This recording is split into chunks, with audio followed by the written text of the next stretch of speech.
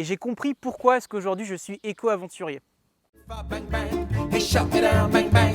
I hit the ground, bang bang. That awful sound, bang bang. My baby shot me down. Donc je me retrouve au bout du quai de la Elizabeth Castle, à sauter dans l'eau, et je commence à nager. Alors je nage 1 heure, je nage 2 heures, et là les affres de l'aventure commencent à se mettre en place.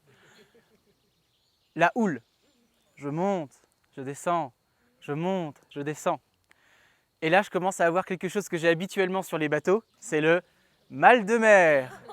Et je ne savais pas que c'était possible d'avoir le mal de mer en nageant. Et vous savez, quand vous êtes à l'arrière du bateau en train de vomir vos tripes, bah moi j'avais la même chose, mais en nageant. Donc je vomissais littéralement en nageant. J'ai perdu 3 kilos pendant la nage. C'est pas une blague.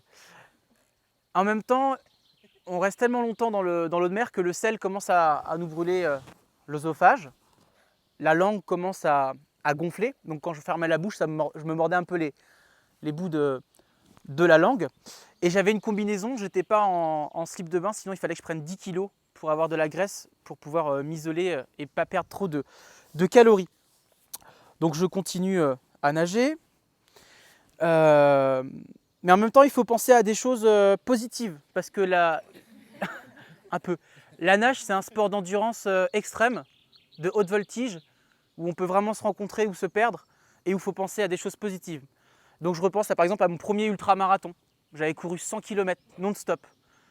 Et là, je m'étais dit qu'on peut aller bien au-delà de ses capacités physiques, parce qu'avant, je pensais qu'on pouvait courir un marathon et qu'on n'allait pas plus loin. Là, je me rends compte qu'on peut aller 100 km. Allez, je continue à nager. Je repense à une ascension que j'ai faite dans l'Himalaya, le Stok Kangri, 6153 mètres d'altitude, sans expérience. Je suis parti tout seul, j'ai failli mourir 2 fois, mal aigu des montagnes, j'ai évité quelques chutes, mais je suis arrivé au sommet. Et là, encore une fois, j'ai eu un déclic. J'ai compris que tout était possible à partir du moment qu'on le décidait et qu'on se défonçait corps et âme. À ne pas faire. C'est une connerie d'être parti comme ça. Mais là, je continue à nager. Et je repense à pourquoi est-ce que je nage. Le parrain de cette aventure, qui s'appelle d'ailleurs Swim for Ocean, c'est Paul Watson, le fondateur de Sea Shepherd, qui était à la base aussi le fondateur de Greenpeace. Mais il s'est un petit peu disputé avec ses camarades qui n'étaient pas assez actifs. Et Paul Watson nous dit « Si les océans meurent, nous mourrons ». Et en faisant cette nage, on fait un film et on veut mettre en avant une problématique. Je pense que vous avez déjà deviné, c'est les plastiques en mer. On est à 500 kg de plastique seconde qui arrivent dans les océans au niveau mondial. La fondation Ellen MacArthur estime qu'en 2050, il y aura plus en tonnage de plastique que de poissons. Voilà.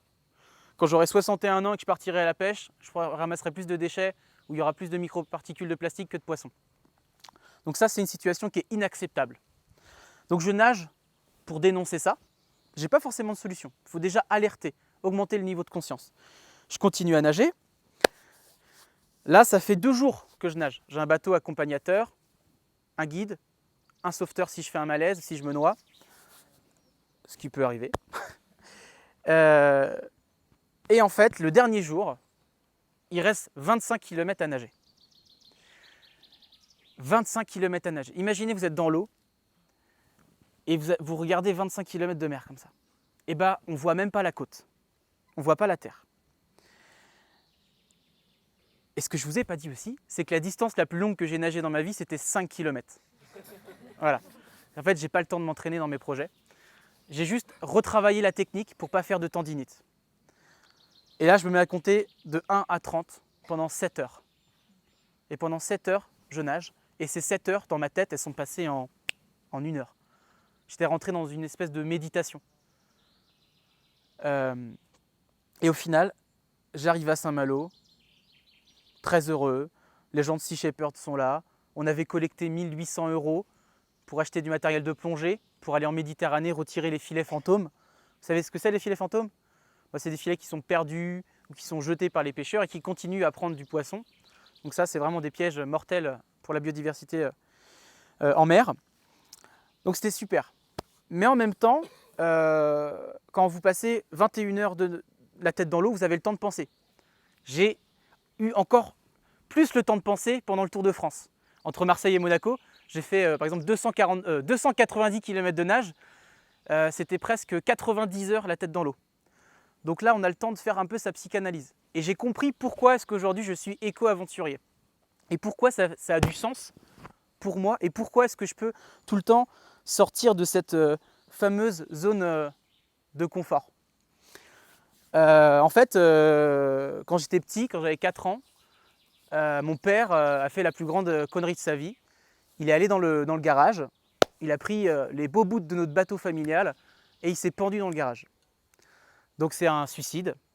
Il y en a toutes les 50 minutes. Il y a des tentatives de suicide toutes les 4 minutes. En France, on a un des pays où il y a le plus de suicides. C'est quelque chose qu'il faut en parler. Donc je comprends qu'enfant, donc je fais face un peu à cet acte, acte de mort. Bah, je me dis en fait, je vais devenir un protecteur de la vie. Je ne me le dis pas comme ça, mais je le comprends plus tard en fait au fil des années. En même temps, on avait un bateau, un beau bateau. Vous imaginez, papa, maman, le frère, et on en serait parti comme ça pendant plus d'1 an sur le bateau. On aurait fait à l'école en mer. Et ben, on a dû le vendre. Plus de bateau. Donc c'était la mort des rêves. Donc aujourd'hui, moi, quand quelqu'un me dit ici, par exemple, j'ai un rêve, c'est quelque chose d'extrêmement sérieux. Quelqu'un qui se bat pour réaliser son rêve, c'est quelqu'un qui est responsable. Quelqu'un qui met tous les jours de côté son rêve parce que pour 1000 raisons, c'est qu'il c'est pas responsable. Prenez à bras le corps vos rêves. Et en même temps, un suicide, c'est quelque chose qui isole énormément. C'est un peu comme un cancer. Hein. C'est comme si du jour au lendemain, vous aviez le sida et que tout le monde le savait dans un petit village comme Cancale. Vous êtes un peu les pestiférés du coin. Donc aujourd'hui, je cherche à créer une communauté, un mouvement de masse pour protéger la vie. Parce qu'on fait face actuellement à un suicide planétaire. Je pourrais vous assommer de chiffres, des rapports du GIEC, des rapports sur la biodiversité, mais on va profiter d'une belle journée ensemble. Donc aujourd'hui, ce qui est sûr, c'est qu'il faut qu'on passe à l'action. Et là, j'ai combien de temps? Il me reste 5 minutes. Il me reste 5 minutes. Donc, c'est pas beaucoup. Donc, nager, c'est bien. Dénoncer les plastiques, c'était bien, mais c'était pas assez. Donc, je suis parti faire un tour de Bretagne en courant, un tour de Bretagne en vélo, un tour de Bretagne en stand-up paddle. Ne le faites pas. 1200 km, j'ai le côté droit là qui est beaucoup plus musclé que le côté gauche parce que j'ai eu que du vent de face et du vent de terre. Pourquoi j'ai fait ça? Tour de Bretagne, j'ai demandé aux enfants d'imaginer des propositions de loi écologiques parce qu'on a de la chance, on est dans une démocratie. Donc le pouvoir, c'est nous qui l'avons. Il y a 3 petites filles, Adèle, Mathilde et Clémence, qui sont du Finistère. On fait des nettoyage de plage ensemble. Qu'est-ce qu'elles ramassent? Des bouteilles d'eau plate en plastique. Leur idée, quand je les emmène à l'Assemblée nationale, c'est d'interdire les bouteilles d'eau plate en plastique dans les cantines scolaires. Et là, débute une nouvelle aventure, l'aventure législative, et je me transforme en un lobbyiste. Donc je fais face un peu aux lobbyistes d'Evian, de Volvic, et je pars en guerre contre le plastique à usage unique dans les cantines scolaires.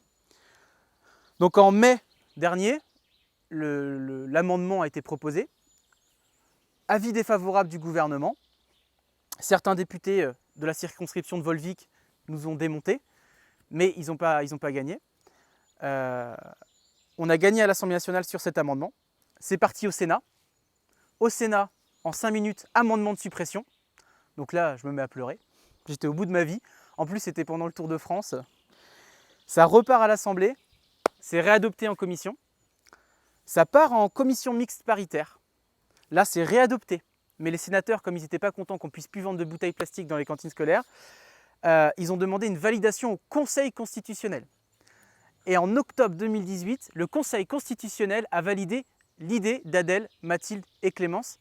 Donc au 1er janvier 2020, les bouteilles d'eau plate en plastique seront interdites dans les cantines scolaires lorsque l'eau du robinet, bien sûr, est propre à la consommation selon l'ARS. Merci.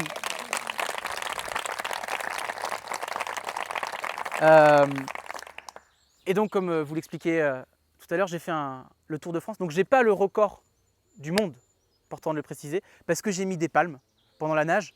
Parce qu'avec moi, j'étais sans assistance. J'avais une planche qui s'appelait Lucette. Lucette, c'était une grande tante qui était résistante, qui a été tuée par la Gestapo. Et mon vélo s'appelait Raymond, qui était aussi un autre résistant, Raymond Losserand, dans le 14e arrondissement, peut-être que vous connaissez. Je roule que avec des résistants, j'adore ça. Parce qu'aujourd'hui, il faut qu'on résiste. Tout à l'heure, tu disais que la citation que tu aimais bien, c'était la citation de Gandhi. Soyons le changement que nous voulons voir dans le monde. Quand je dis ça aux enfants, ils me disent, quand je leur demande après, c'est qui le changement, ils me disent Emmanuel Macron. Alors je leur fais, oui, Manu et Brigitte peuvent changer un peu les choses. Mais c'est qui la première personne qu'il faut convaincre? Et là, les enfants, ils font, mes parents. Je fais, pas forcément, il est dans cette classe, il est où? Un instituteur. Non, mais je suis sûr que tu le connais très bien. Et là, tu as toujours la même petite fille. Bah, c'est nous. Enfin, c'est nous-mêmes. Et là, je fais, comment il t'appelle? Je fais, ah, trop bien, Sabrina. Donc, c'est nous-mêmes. Donc, la première personne qu'il faut convaincre, c'est nous-mêmes. Donc, on va changer la citation de Gandhi et on va la créer en « Je suis le changement ». Donc, on incarne le changement. Je suis le changement que je souhaite voir, non pas dans le monde, parce que changer le monde, waouh, c'est un peu compliqué. Par contre, changer mon monde, changer mon entreprise, changer mes amis, changer ma famille, ça, c'est possible. Donc, je suis le changement que je souhaite voir dans mon monde. Et le mot le plus important, et on terminera là-dessus, et on va le dire ensemble, c'est action. Donc vous êtes prêts? Action! Merci.